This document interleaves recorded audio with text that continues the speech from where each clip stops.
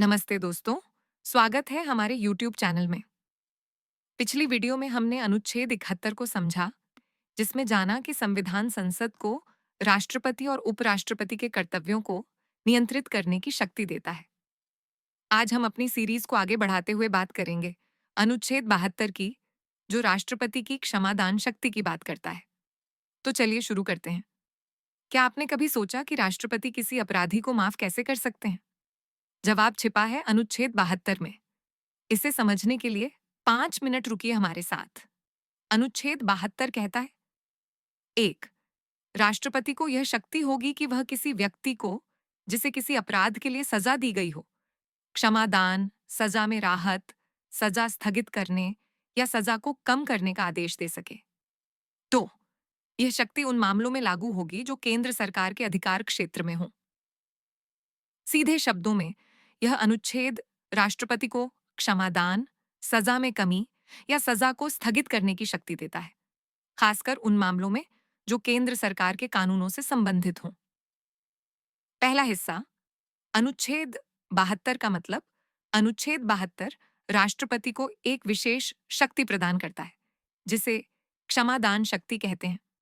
इसका मतलब है कि राष्ट्रपति किसी दोषी व्यक्ति की सजा को पूरी तरह माफ कर सकते हैं, उसे कम कर सकते हैं या उसे कुछ समय के लिए स्थगित कर सकते हैं। यह शक्ति विशेष रूप से उन मामलों में लागू होती है जो केंद्र सरकार के कानूनों के तहत आते हैं, जैसे मृत्युदंड या अन्य गंभीर अपराध। यह प्रावधान न्याय और मानवता के सिद्धांतों को संतुलित करता है। दूसरा हिस्सा, ऐतिहासिक संदर्भ, जब संविधान बनाया गया, तब भारत ने एक ऐसी व्यवस्था बनाई जिसमें राष्ट्रपति को मानवीय और संवैधानिक शक्तियां मिले। डॉक्टर बाबा साहब आम्बेडकर और संविधान सभा ने अनुच्छेद 72 को शामिल किया ताकि राष्ट्रपति को विशेष परिस्थितियों में न्यायिक फैसलों पर दया दिखाने का अधिकार हो। यह प्रावधान ब्रिटिश और अमेरिकी संवैधानिक परंपराओं से प्रेरित है, जहां राष्ट्र प्रमुख को क्षमादान की शक्ति दी जाती है। तीसरा हिस्सा, आज की प्रासंगिकता। अनुच्छेद 72 आज भी बहुत महत्वपूर्ण है। राष्ट्रपति इस शक्ति का उपयोग तब करते हैं जब कोई दोषी दया याचिका दायर करता है। उदाहरण के लिए, मृत्युदंड पाए व्यक्ति दया याचिका दायर कर सकते हैं और राष्ट्रपति उसकी सजा को माफ या कम कर सकते हैं। यह शक्ति सुप्रीम कोर्ट के फैसलों के बाद अंतिम उपाय के रूप में काम करती है। हालांकि यह शक्ति मंत्रिपरिषद की सलाह पर प्रयोग की जाती है।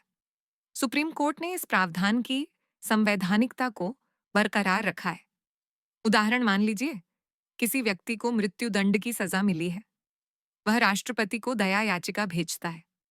अनुच्छेद 72 के तहत राष्ट्रपति मंत्रिपरिषद की सलाह पर उसकी सजा को आजीवन कारावास में बदल सकते हैं या पूरी तरह माफ कर सकते हैं। यह प्रक्रिया मानवता और न्याय के बीच संतुलन बनाती है।